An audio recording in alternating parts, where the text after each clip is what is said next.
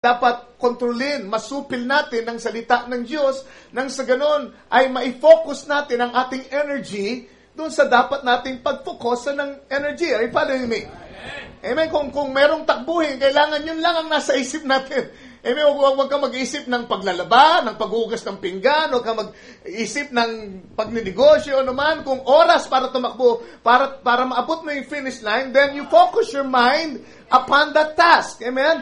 Kaya supili natin yung ating isip nang sa ganun, lahat ng energy natin, lahat ng ating focus ay maitutok natin doon sa bagay na yun na nasa ating harapan.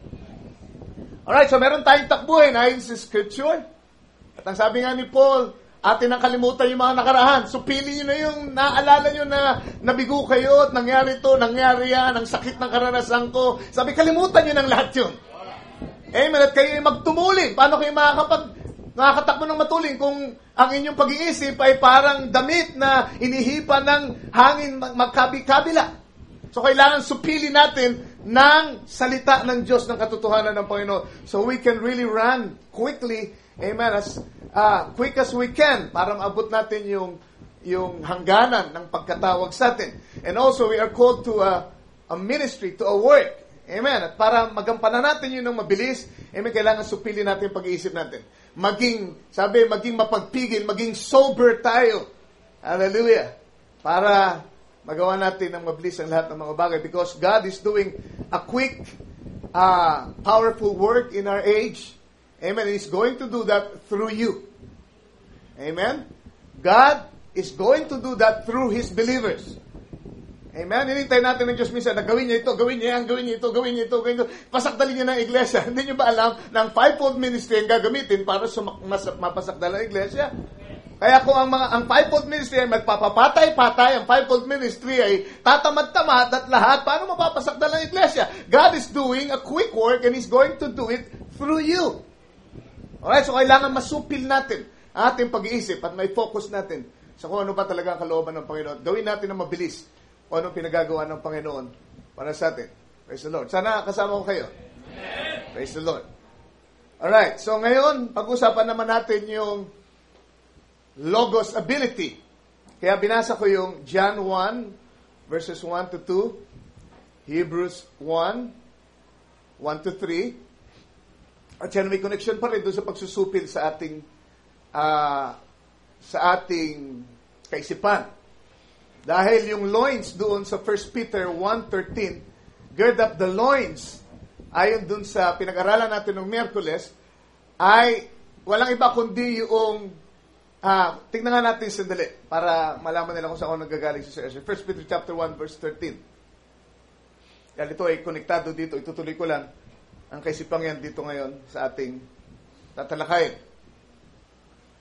Loins, pakiclick yung loins.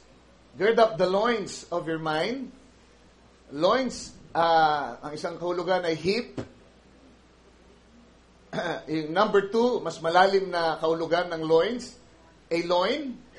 Or, patungkol sa isang lalaki, it's not just a loin, but the two loins, where the Hebrews thought the generative power or semen resided. Alright, yung mga medyo nakakaintindi ng English natin, alam natin kung anong ibig sabihin yan. Ang sabi sa Hebrews chapter 7, na si Levi ay nagbigay na ng kanyang ikapu nung siya'y na kay Abraham pa lamang. Siya'y nasa loins pa ni Abraham. Ano ba si Levi? Si Levi ay great-grandson ni Abraham.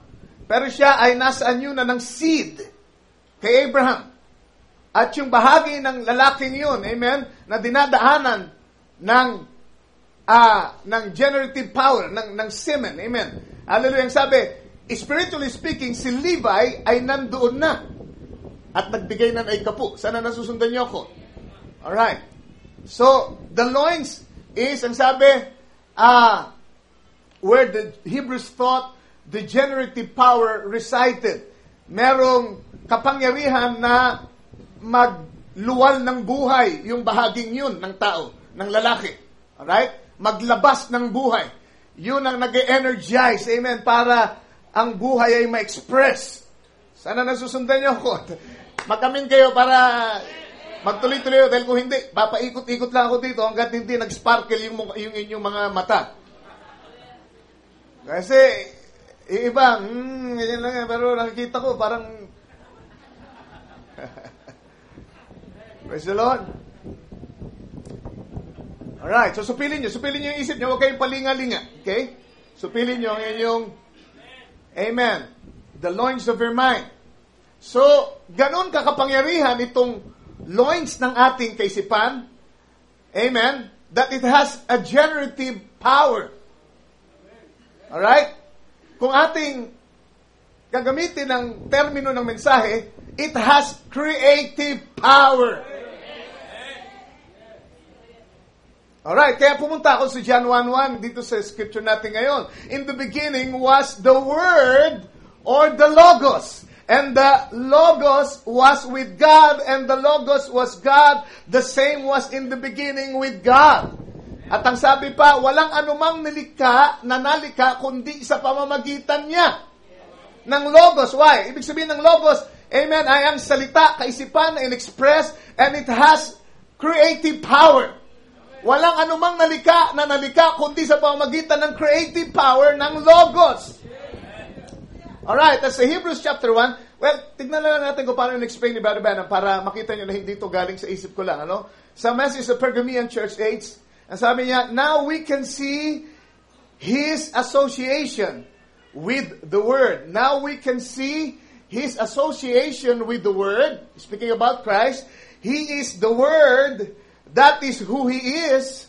The Word is His name. Sino tinutukoy? Ating Panginoon Jesucristo. At John 1:1, ay kinote niya na sabi niya, where it says, in the beginning was the Word, the root from which we get our translation for word is logos, which means the thought or concept. It has the double meaning of thought and speech. Now, a thought expressed is a word or words. Isn't that wonderful and beautiful?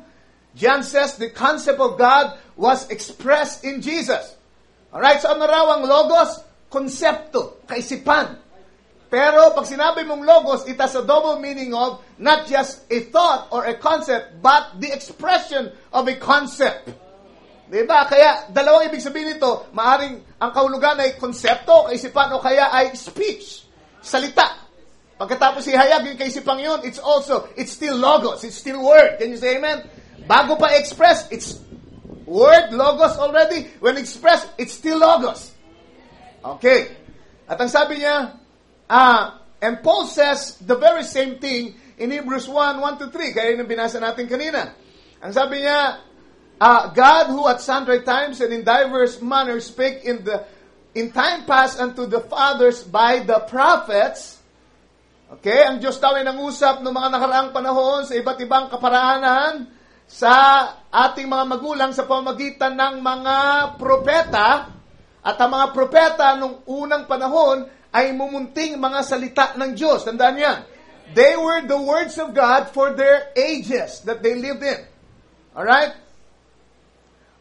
And, ang sabi dito, had in these last days, ito ang kaibahan, nung mga unang panahon, siya ay nangusap sa pamagitan ng mga bahagi ng salita, prophets. Susundan nyo? Pero, iniba niya ang ating panahon. Last days. Nandun ba kayo sa last days ngayon? Alright, in other words, in these last days, hallelujah, has spoken unto us by His Son, or Logos.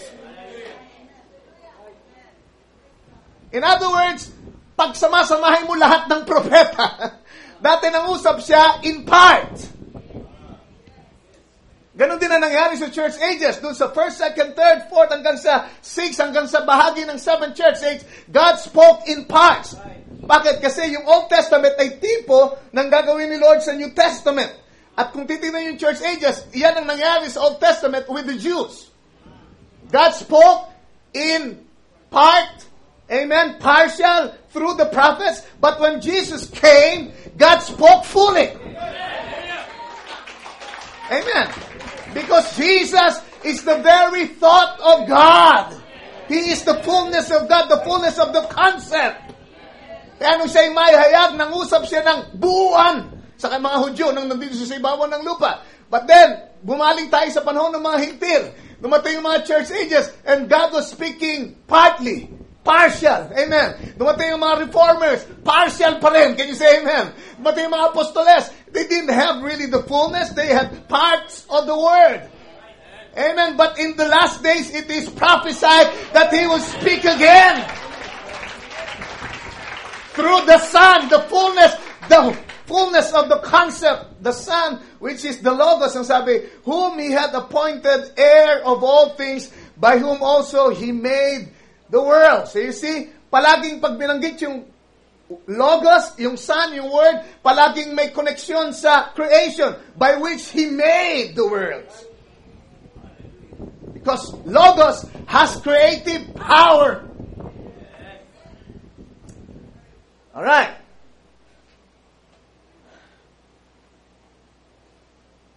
Bakit ko pinagdiinan yan? Kasi interesado si Satanas dyan eh. Interesado siya dyan. Yan ang kanyang inahabol simulat sa put. Bakit? Siya ay kapantay ng Diyos nung pasimula. Sa kapangyarihan, sa kaluwalhatian. Nasusundan niyo ba ako? He was the right hand of God. Sabi, kapantay ng kapangyarihan ng Diyos ang kapangyarihan na taglay niya, except for creation. Yun ang wala si Satanas. Wala siyang creative power. Hindi kagaya ng Diyos pagka siya'y nagsalita, let there be, amen, then it's created. Comes into existence. But Satan, amen, gawin niya lang kung anong gusto niyang gawin, magsalita siya. He didn't have that power. Ang ambisyon niya, I will be as the Most High. In fact, nilampasan pa niya yun, ako ay luluklok sa ibabaw ng mga anak ng Diyos. Ako ay luluklok sa trono niya, tulad sa Diyos. Amen? At nagawa niya na yun, can you say amen? Partly, at gagawin niya yun physically dito sa mundo. In fact, sa mundo ngayon, siya ang Diyos ng sanglibutan. Hindi ba yun ang sabi ng inyong Biblia? Corinthians chapter 4, I believe. Amen? Siya ang Diyos ng makasalanan, masamang sanglibutan ito. And He will sit on the throne of God one of these days sa Jerusalem. Luluklok siya doon sa sentro ng mundo at gusto niyang iproklama ang kanyang sarili bilang Diyos ng mundo, makapangyarihang tao sa ibabaw ng lupa. Amen? Alam natin kung sino yun. Amen? Kaya ganoon na lamang ang tensyon doon sa area yun. Dahil yun ay, praise God, pinaglalabanan ng Diyos at saka ni Satanas. And they were just moving people around that point of the earth. Akala natin, Hudyo lang. Amen? Dahil mga Hudyo at saka Palestino at iba pang mga tao. No! May mga espiritong nagkikilos sa mga taong yun. Ito ay labanan ng espiritu ng Diyos at espiritu ng Antichrist. At yung espiritu ng Diyos ay umikilos sa mga tao. Yung espiritu ng Antichrist umikilos sa kanyang mga tao. At sila'y pinuposisyon dun sa lugar na yun. Dahil nag-aagawan sila dun sa spot na yun. So, alam natin, tayong mga Christians na hiniwala sa Biblia, amen, at sa dulo, amen, hindi pwedeng agawin yung lugar na yun. Si Kristo at ang nobya, hallelujah, maghahari doon mismo sa lugar na yun pag bumaba ang bagong Jerusalem. And we will reign forever and ever upon the earth. Hallelujah. Pero hindi ibig sabihin hindi magtatangka ang kaaway. Yun palagi. At ang kanyang punteriya, Logos. Creative power. Wala ako nun. Yun lang ang wala ako. Kaya gusto ko yun. Amen? Gusto ko yun. Kung di ko mamangkin yun, amen? Gagamitin ko yun. Para express yung sarili kong kaisipan. Dahil, alam nyo, ang labanan ng Diyos sa kanang kaaway ay expression ng kaisipan. Lahat naman ng bagay kasi dito nagsisimula yan eh.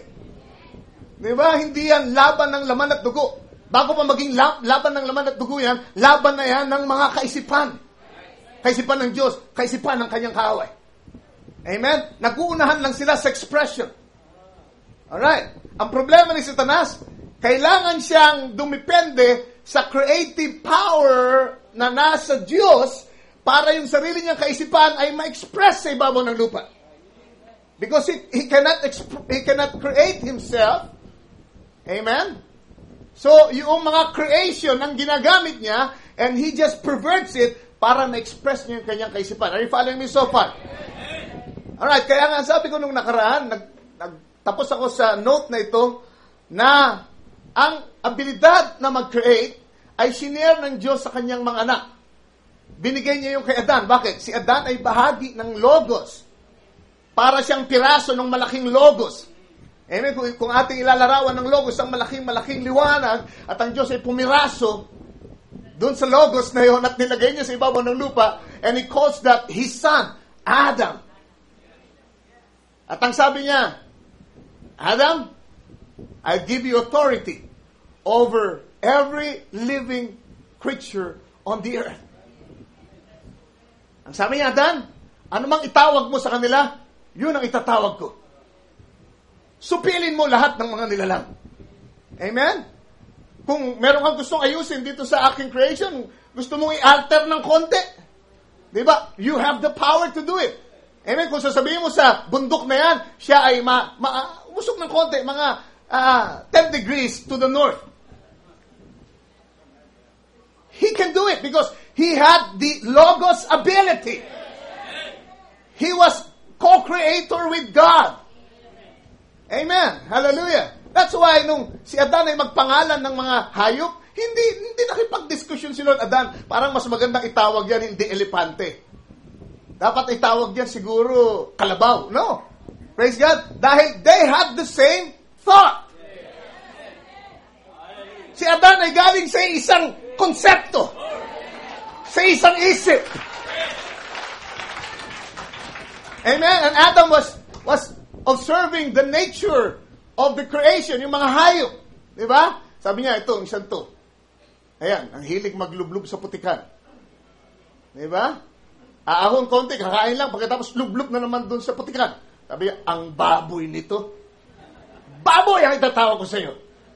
Why? Because, amen, yung expression nila, dun galing yung kanilang pangalan. Alright? Na-illustrate dito ilang beses, di ba? Nakita niyo yung isang nilalang, isang hayop. Uugoy-ugoy.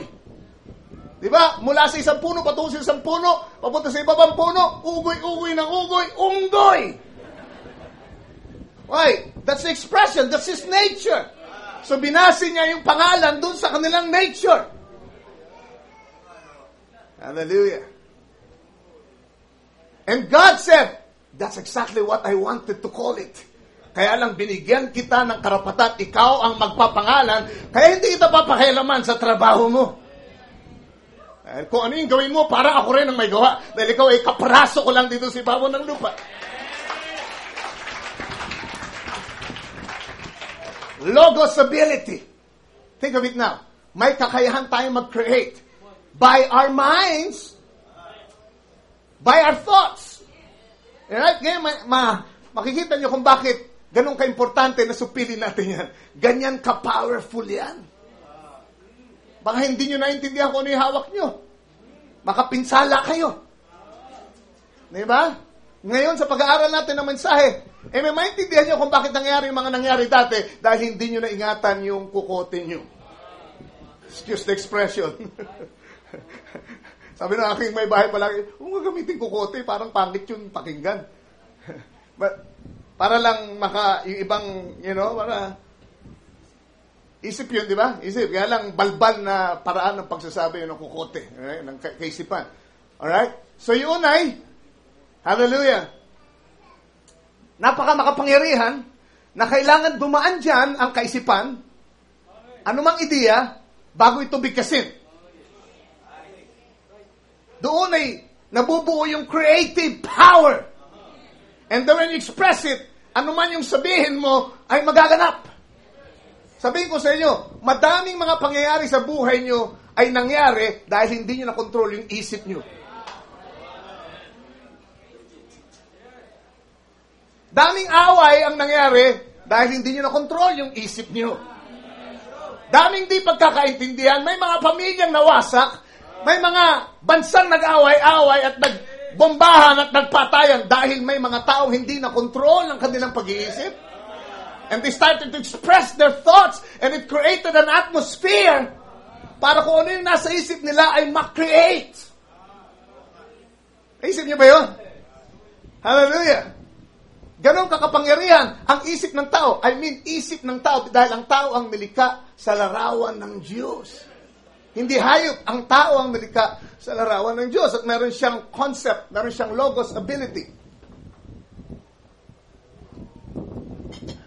That's why, si Satanas, amen, pinupuno niya ating isip ng lahat ng klaseng ng kaisipan.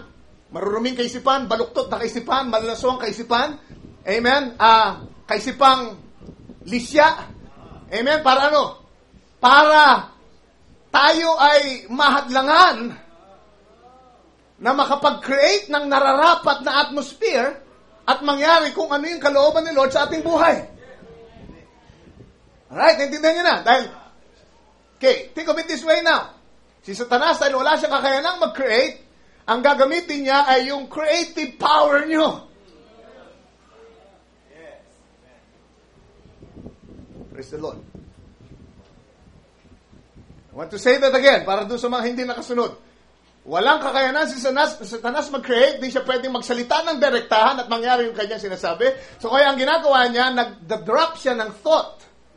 Kaisipan niyang baluktot sa inyong kaisipan, at kayo bilang mga anak ng Diyos, pag in-entertain niyo yun, at hindi niyo nasupil ang inyong kaisipan, at binitiwan niyo, ano mangyayari? Yung dating kaisipan lang ni Satanas na hindi niya kayang tuparin, hindi niya kayang i-create, ay pinadaan niya sa creative power niyo para kayo ang magsalita.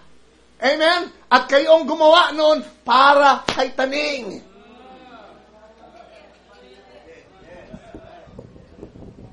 Praise the Lord. Hindi niya pwedeng pag-awa-awayin kayong mga believers, may kasi ng kaguluhan ng director sabihin, ako si Satanas, gusto ko mag-away-away kayo.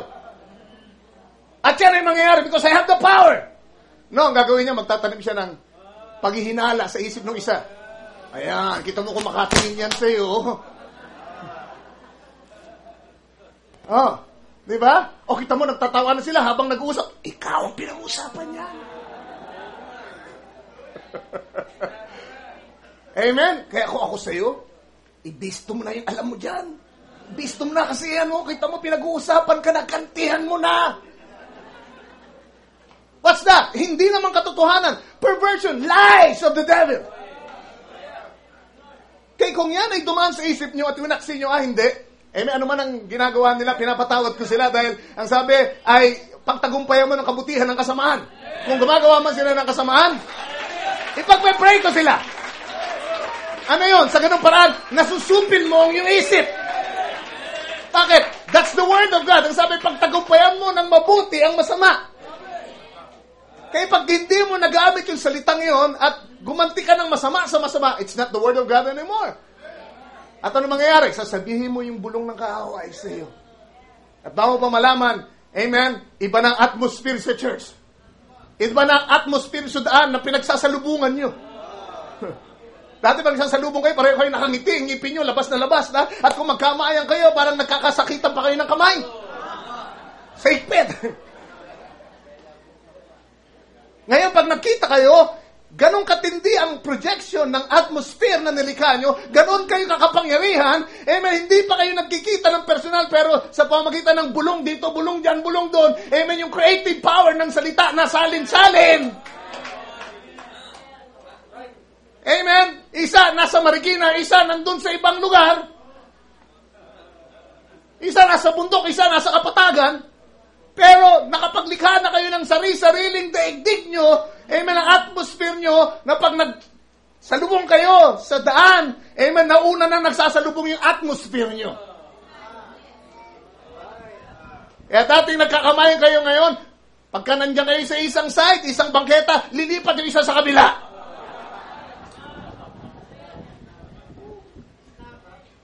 Amen. Para hindi kayo magkapatid. Para kayo hindi parehong tinubos. Pareho kayong dapat magsisi dito sa harapan.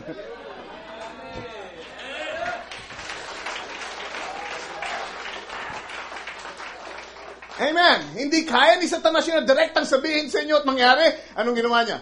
Ginamit niya yung sariling kaisipan at kayo ang nag-express and you create that atmosphere, you created the situation, hindi si Satanas. Nagbigay lang siya ng ideya. Kinagat niya yung ideya, yun ang problema. Binili niya yung ideya niya. Di ba? Wala naman siya magagawa kung di mo bibili yung ideya niya eh. Di ba? Parang salesman yan eh. Nag-aalok lang ng produkto yan. Wala siyang mabibenta kung hindi mo bibilin. Kung maniniwala ka sa sales talk niya, mapapabunot ka. Amen. So, ganun lang yun. Ganun yung tumatakbo. Amen. At ako'y dumadalangin na magamit natin to araw-araw sa ating buhay. Kaya ganun tayo dapat maging maingat sa ating kaisipan. Because remember, you have logos ability. Lalo na kung anak ka ng Diyos. At ganun katuso ang kaaway.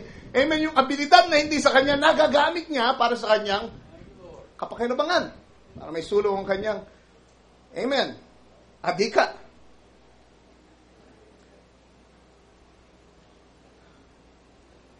Sabi dito sa questions and answers, let us see where this power originated.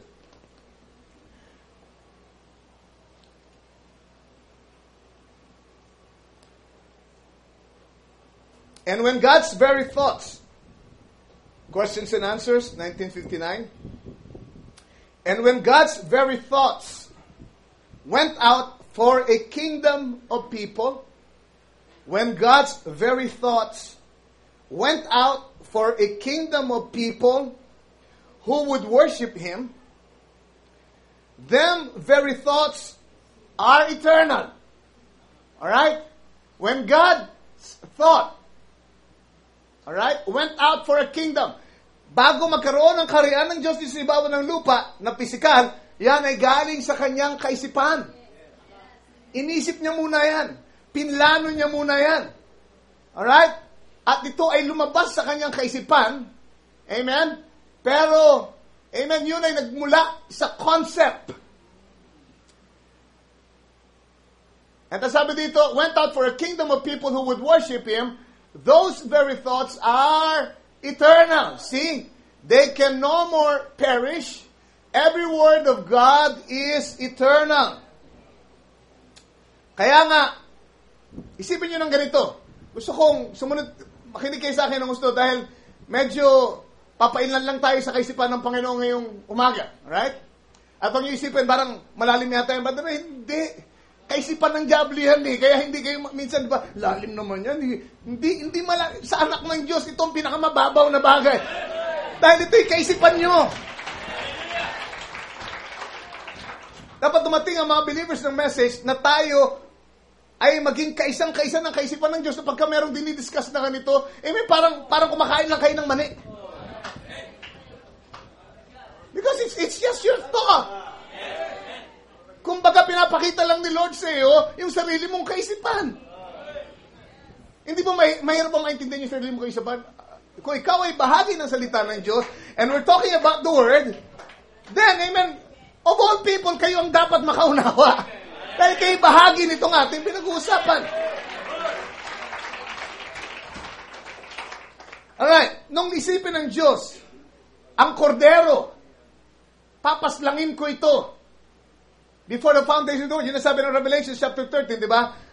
The Lamb of God, slain before, kailan? The foundation of the world. Saan? Kaisipan ng Diyos. Sino ba yung kordero niyo? Si Jesus. Bago pa siya lumitaw sa ibabaw ng lupa. Bago pa siya mag-materialize, siya ay pinaslang na saan? Sa kaisipan ng Diyos. Kaya tatanungin ko kayo, anong dahilan bakit pinaslang ang kordero? Praise the Lord. Magsalita ng malakas yung may sagot. Para sa kanyang mga anak. Bakit? Kasi katubusan yung kordero eh. Ibig sabihin, nung isipin yung kordero, inisip na rin yung mga anak. Hindi yan pwede isipin yung kordero nang walang layunin. Kaya nung isipin yung kordero, si Kristo, ay inisip na rin kayo ng Diyos.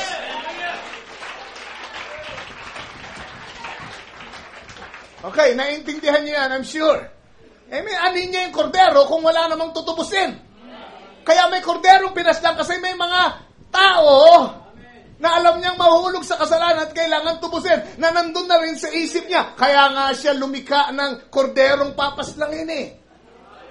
Dahil merong mga taong nandun na sa isip niya eh. Alam niya mahuhulog sa kasalanan. Kaya kasing eternal kayo ng kaisipan ng Diyos. Dahil dati pa kayong naroon. Alright. So sabi niya dito, see, they can no more perish. Sino yun? Kayo. Yung dahilan ng pagkapaslang ng kordero, kayo. Amen. They can no more perish. Hallelujah. Every word of God is eternal. Every concept of God is eternal. Every logos, if you please, every logos of God is eternal.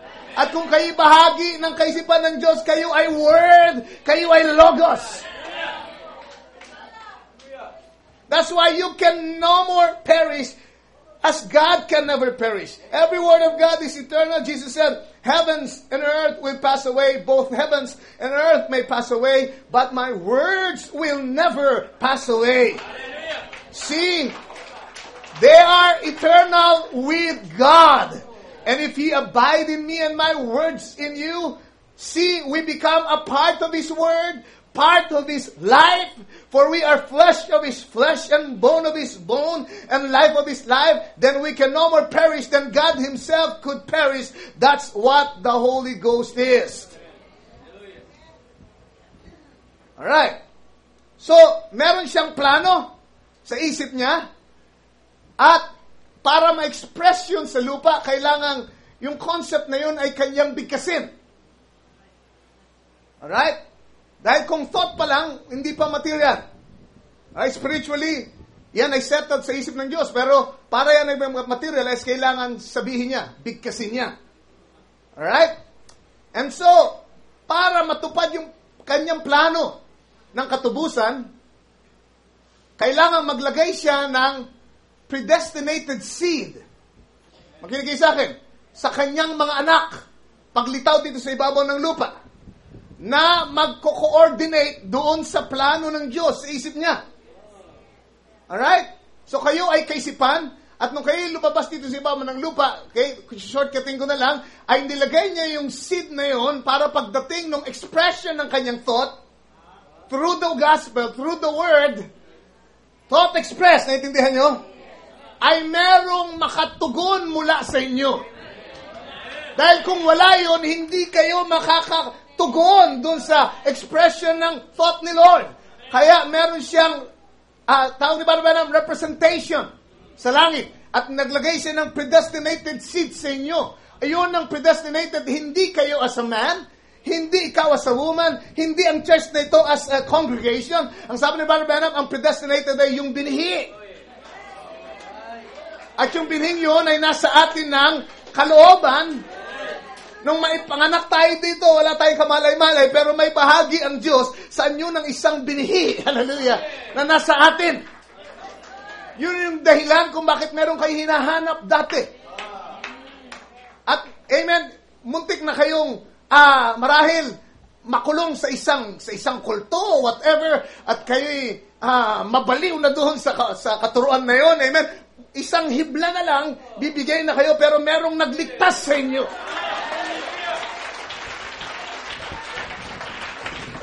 Amen. Meron kung anong umaangal sa iyong kalooban, hindi tama ito. At hindi ka naging masaya. Sinubukan mong lahat ng bagay. Merong pag-iyak sa iyong kalooban. May hinahanap ka. Hallelujah. Ito yung humahatak sa iyo dati pa all the time. That seed was pulling you. Hanggang sa makasalubong nito, yung kaisipan ng Diyos na naukol sa panahong ito. At ikaw ay nakatakdang ma-express sa panahong ito. Ano nangyari? Pag narinig mo yun, nung marinig mo yun, yung binhi mo ay kumibot at tumugon dun sa expression. Hallelujah. And then, you become an expression of the thought of God. So, kailangang merong tumanggap ng kanyang kaisipan. At para matiyak na kayo tutugon, naglagay siya ng binhi sa inyo.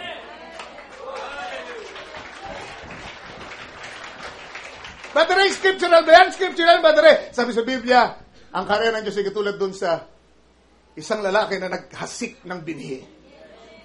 At pinaliwanag na sa ating Panginoon si Kristo, yung mabuting binhi ay wala iba kundi mga anak ng kaharian. Ano yun? Hinasik. Ano raw yung lupa? Ano raw yung bukid? Ang mundo. Kaya nung kayo ihasik dito, nung kayo tumubo dito sa mundo, meron kayong binhi. Kayo ay binhi. Mabuti o masama. Amen? At kailangan ng ulan ni Lord. Kailangan ng Espiritu. Kailangan ng Ebanghelyo. Can you say amen?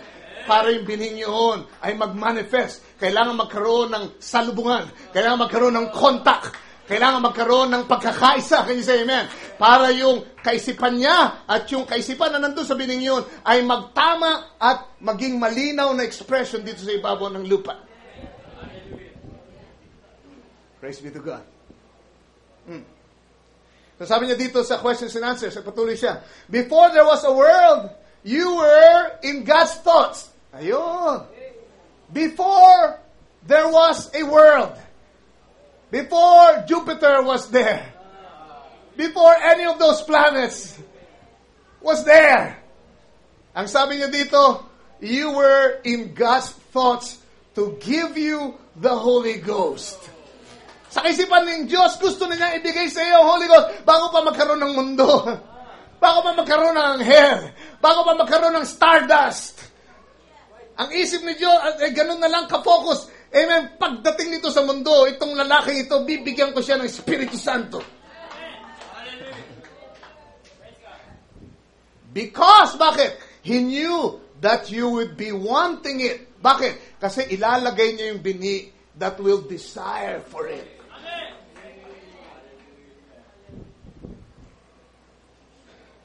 Amen. He placed His seed gene in you to help you decide for Him because there would not be anything in you to want it if you did not.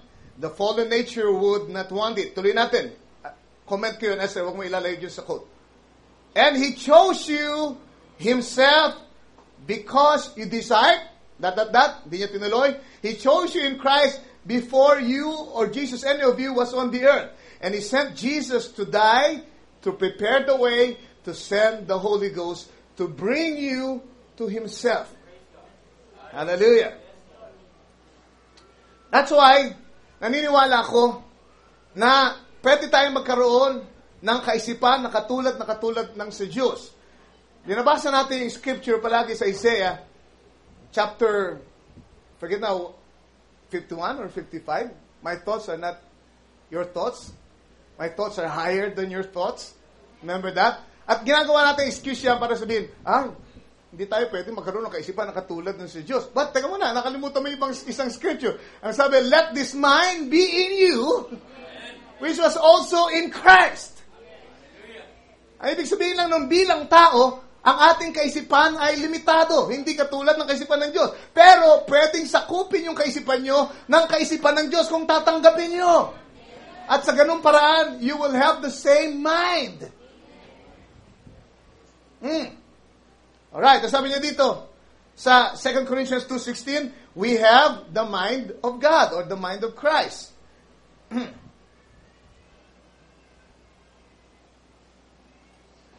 Sabi sa Pergamian Church Age, sundan niyo ako sa pagbasa. Now then, ang sabi niya, this word He has left behind on the printed page is a part of Him when you accept it by faith into a Spirit-filled life. Okay, ang salita raw ng Diyos na iniwan niya na nandito sa mga pahina na aklat na ito ay bahagi niya pag tinanggap mo sa pamagitan ng pananampalataya patungo sa isang buhay na puspos ng Espiritu. He said that His Word was life, John 6:63. But that is exactly what He is. John 14:6, I am the way, the truth, and the life. Romans 8:9, if any man have not the Spirit of Christ, he is none of His. There it is. Ang sabi niya, He is Spirit and He is life. That is exactly what the Word is. That is exactly what Jesus is. He is the Word. So when a Spirit-born, ito na, ang gusto kong tignan niyo mabuti. When a Spirit-born, Spirit-filled man in faith takes that Word into his heart and placed it upon his lips. Why? That is the same as deity speaking. Intindihan nyo?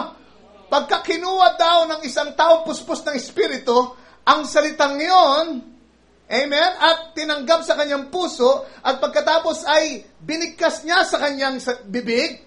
Nasundan niyo ba ako? Ito'y katulad din na ang Diyos mismo ang nagsasalita. Praise the Lord. Amen. Kung ako nandyan, mapapalundag ako. Intindihan niyo ba yun? The same word, kung yan ay matatanggap niyo sa puso niyo, sasabihin niyo sa inyong bibig, parang Diyos na rin ang nagsalita.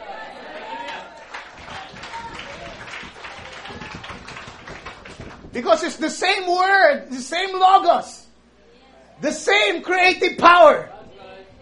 Amen. Ang kailangan lang ay pananampalataya para bigkasin ito at parang ang Diyos na rin ang nagsalita. Kaya, ang sabi ng ating Panginoon sa Kristo, hindi ito isang bagay na mahirap maunawaan. Hindi ito isang bagay na parang masyadong mataas, hindi natin kayang maranasan yan. Sabi ni Kristo, kung mananampalataya ka sa iyong puso, hindi ka mag-aalinlangan kauntiman, sasabihin mo sa bundok na ito. Ang sabi ng iba, hindi, bundok ng pagsubok yan. Bundok ng pakikipagbakay. Bundok yan ng kahirapan at problema at lahat. Bundok ng labada. Hindi. It is literal mountain. Gusto lang ipakita ni Lord sa inyo na hindi yung bibig ang pinag-uusapan. Ang pinag-uusapan ay yung logos. The same creative power. Pag yung word na yon ay binigkas sa pamagitan ng Espiritu na nananahan sa inyong bibig ng tao, ang Diyos din ang nangungusap.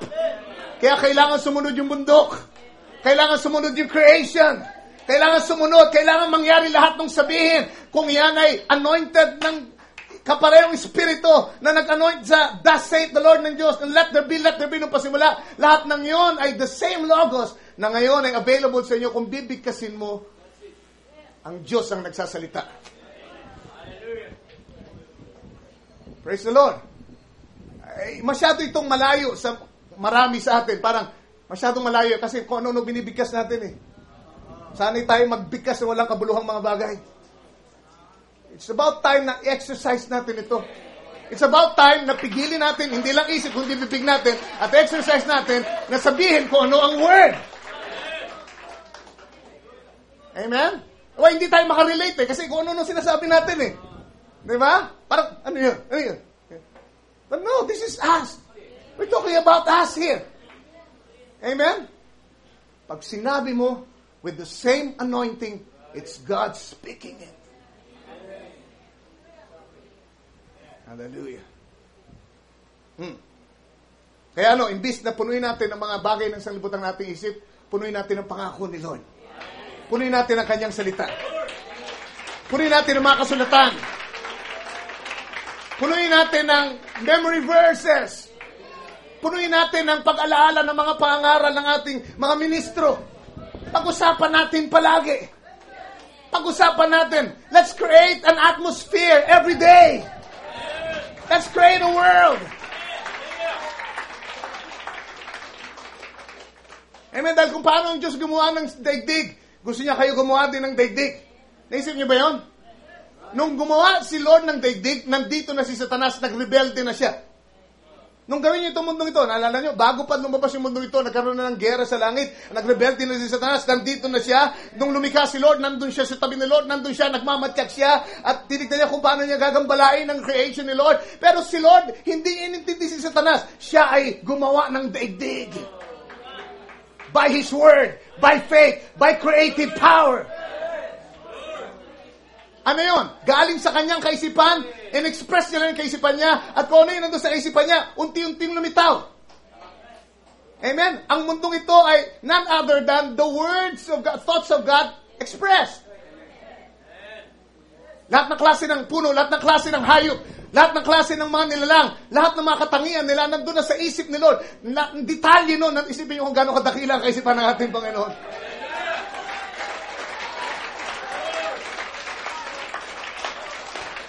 ang kulay, ang mga kakatangian, ang mga pagkakaiba-iba ng mga nilikha, lahat ng yun nandun sa isip ni Lord. And express it. Let there be, let there be, let there be. Anong ginagawa niya? Siya'y gumagawa ng daigdig. Amen? Para panahanan niya. Pinalibutan niya ang kanyang sarili ng kanyang kaisipan na na-express. Kaya nung likhain niya, pati ang tao, ano yung kaisipan ni Lord? At nung malikhain niya lahat ng bagay, sabi niya, tumingin siya sa paligid, sabi niya, all is good. Everything is good. Praise the Lord. Everything is good. Nandun si Satanas eh. But no, ang ibig sabihin nun, siya ay may kakayanang mabuhay sa mundong nilikha niya at hindi siya nagpapa-apekto kay Satanas. Naintindihan nyo? At gusto niyang bumalik tayo sa ganong posisyon. Remember now, church, yun ang gusto niyang taglayin. You might say, Brother Ray, imposible yan, napakasama ng sanglibutan. Sasabihin ko sa inyo, si Satanas ay nandun na nung lumikha si Lord ng daigdig. Ano ibig ko sabihin? Kahit pa unbeliever yung asawa, huwag mong sabihin, hindi ako makapamuhay ng matahimik na buhay kasi demonyo yung asawa ko eh.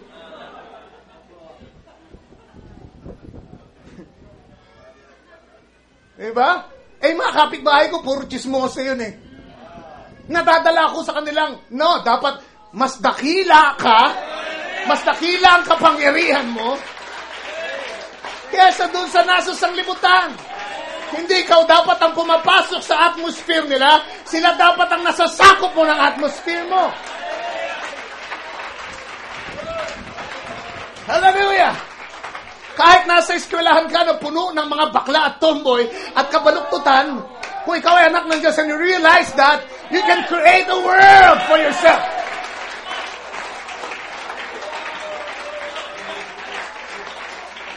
Na kahit anong gawin nila, kahit anong kasamaan ang gawin nila, kahit anong kabaluktutan ang gawin nila, kaya mo mabuhay ng matuwid, ng malinis, ng may kabanalan. Bakit?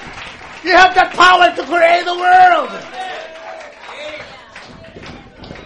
Logos ability.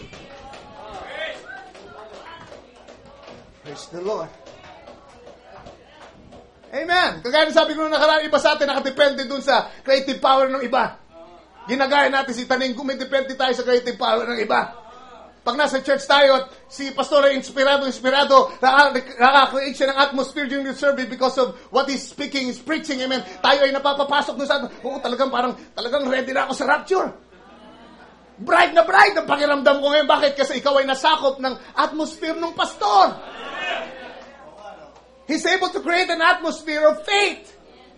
Amen? Tinatanggal, winawasak lahat ng pagdududa. Yun ang layunin ng preaching. Amen? Amen. Winawasak lahat ng pagdududa. Lahat ng mga tanong ay sinasagot para mawalan ka ng anumang alinlangan sa salita ng Diyos. At maging totoong-totoo sa iyo ang salita ng Panginoon. Kaya pag nandito kayo sa church, amen, kahit pa nga hindi pa kayo lubusang kumbinsido, sometimes you get caught up in the atmosphere. At tataas ka na rin ang kamay, luluha ka na rin, mapapamin ka na rin. Hallelujah! Gusto mo nang magpatong ng kamay. Sino ba may sakit dyan? Gusto mo patungan ng kamay. Bakit? Ikaw ay nahahawa sa atmosphere. Amen. Ang problema, pag naghiwalay na kayo nung pastor mo, balik ka sa atmosphere ng teacher mong masungit. Yung teacher mong bastos. At malaswang pag iisip kung ano sinasabi sa eskwelahan. Amen. At bago pa malaman, nakikitawa ka na sa green jokes niya. Anong sinasabi ko? Amen? Dapat ma-realize nyo kung anak kayo ni Lord.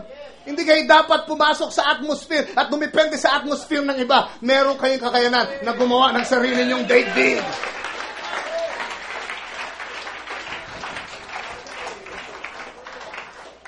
Hallelujah.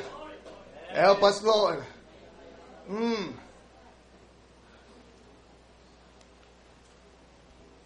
Sabi dito, perfect faith. But Jesus lived in a world that no one knowed about. Jesus lived in a world that no one knowed about or knew about. He was an odd person. May sariling daigdig. Di ba? Narinig kayo ng ganang expression. Ayan naman, parang may sariling daigdig eh. Totoo kaya yun sa atin? Totoo kaya yun? Yung mga tao may sariling daigdig. Amen! We are in this world, but we are not of this world. So tingnan natin si Jesus. Perfect example natin. Jesus lived in a world that no one knew about. He was an odd person. He lived in a world of perfect faith in the perfect God in which He was. Siya daw ay nabuhay sa daigdig ng sakdal na pananampalataya. Amen, sa sakdal na Diyos na siya. Siya yun eh. Di ba? Siya nabuhay sa daigdig ng sakdal na pananampalataya sa sakdal na Diyos na siya. Amen?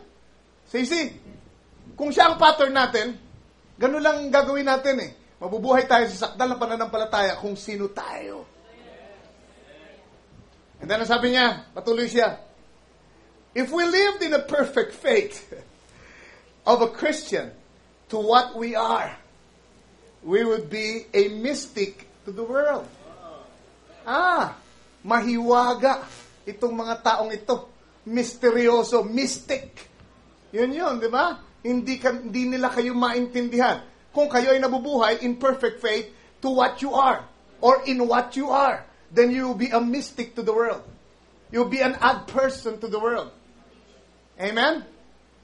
That's why you are a peculiar people. Diba? A chosen generation. A holy people. A peculiar people. Separated to God from the world. If you love the world and the things of the world, then the love of the Father is not even in you. Kasi kung talagang nabubuhay tayo ng tama sa pananampalatayang sinasabi natin, ayon sa sinasabi ng Biblia kung sino tayo, magiging misteryoso kayo sa sanglibutan. You'll be a mystic to them. At nagpatuloy siya.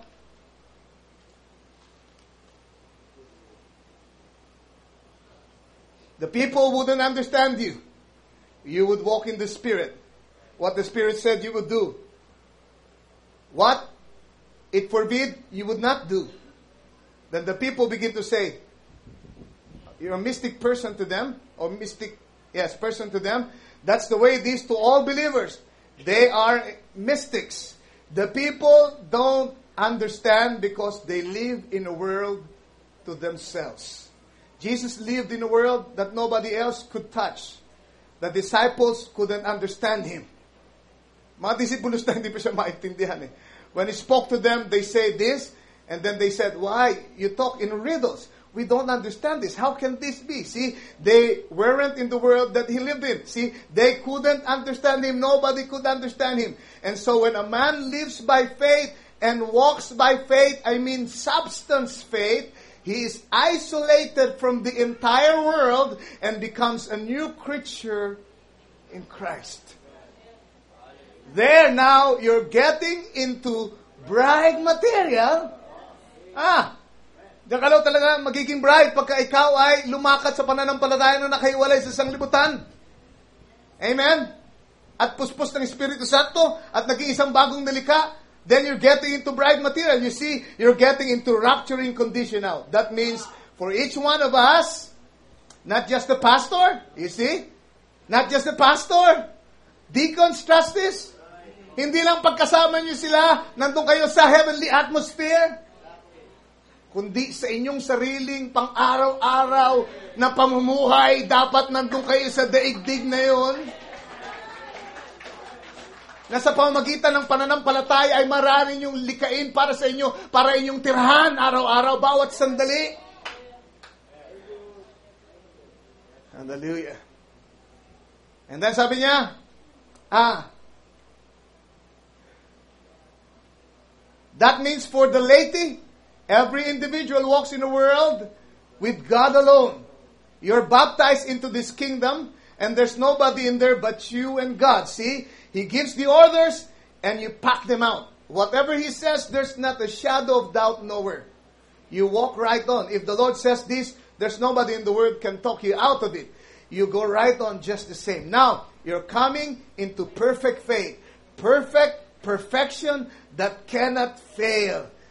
That faith never fails. Yes, He was a mystic to them with His perfect faith, and so is it now with those who have perfect faith are mystic to others.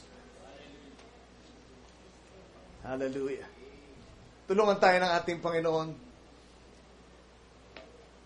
na gamitin ang dakilang abilidad na ito na meron tayo. Logos ability. Amen.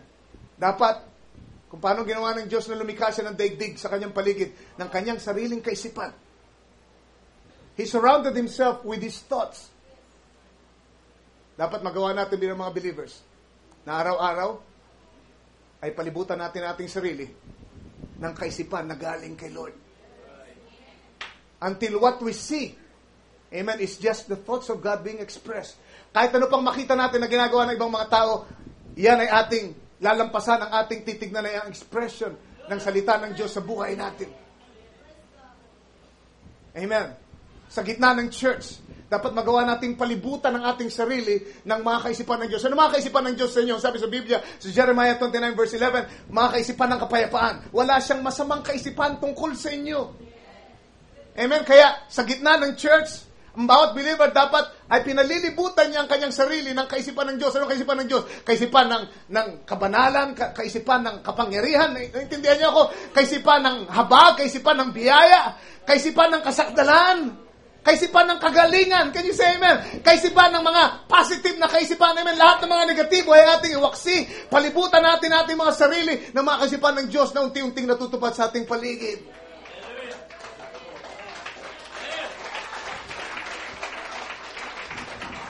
Hallelujah. That should be the name of the Lord. Na kahit na may mga kasama tayo na wala sa hulog, magawa nating sakupin siya ng ating atmosphere. Nalala niyo si Mida? Sobrang hirap na niya, hirap ng kalooban at isipan sa sobrang pag-aasikaso sa mga taong nandun palagi sa bahay nila dahil sa ministry ni Brother Branham at yung mga anak niya, ang kukulit at lahat, ang daming trabaho sa bahay at halos mamurit na siya. Diba? Sa mga Ilocano, alam niyo kung ibig sabihin nun. At pagpasok ni Brother Branham, ramdam na ramdam niya yung atmosphere na yun. Dahil doon sa sitwasyon. Ano ginawa ni Brother Branham? Siya ba ay pumasok doon sa atmosphere ni Mida? Abay, siguro kung tayo, pagdating natin sa bahay, ganun ang itsura ng ating bahay at ng ating may bahay. Abay, gera patatas na. Diba? Galing ka na sa trabaho, punong-puno ka ng problema, pakikipagkasalamuha sa mga unbeliever at lahat ng klase ng alalahanin nasa iyo, naghanap ka ng ipapakain, ipang tataguyod sa pamilya, pagkatapos pagdating mo doon, sasalubungin ka na nakasimangot na may bahay.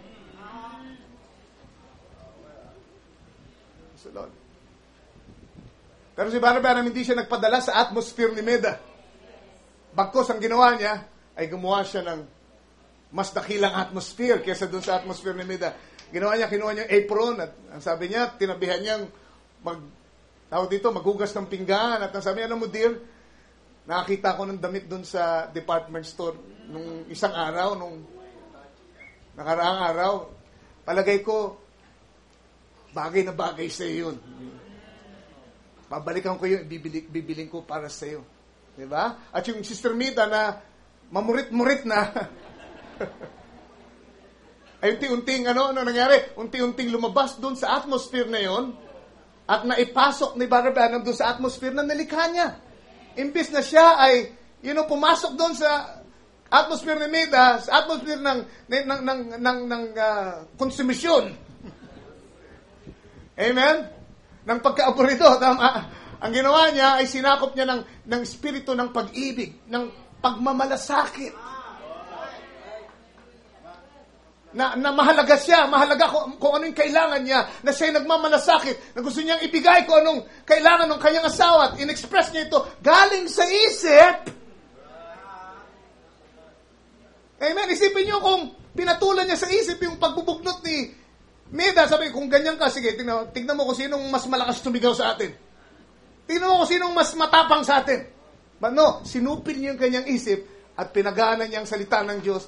At anong nangyari? He surrounded himself with the thoughts of God being expressed. Amen? Pagmamahal, pagmamalasakit. Di ba? Pagiging bahagi ng kanyang asawa. This is bone of my bone and flesh of my flesh. Amen? Ito ay isang mas mahinang sisidlan. At naunawaan niya. Di ba? Mas mahinang babae ito eh. Yan ang ginawa niya. Lumikha siya ng atmosphere para si Meda ay masalba niya dun sa atmosphere na kinaroroonan. Bago pa matapos yung araw, amen, ay bumalik ang ngiti sa mukha ni Sister Meda at bumalik ang saya at naging sweet. Amen, yung atmosphere. Atmosphere na pwede sanang pagsimula ng Third World War. Amen? Ay naging atmosphere ng millennium.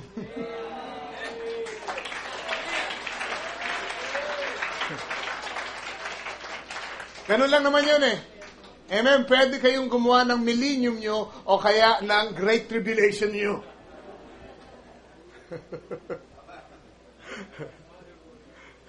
Sa inyong bahay, pwede kayong lumika ng millennium o pwede kayong lumika ng Great Tribulation.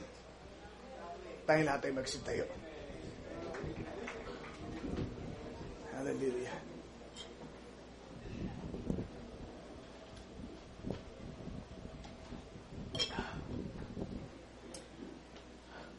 Pag palagi nyo sinasabi, wala akong kwenta, mahina ang aking pananampalataya,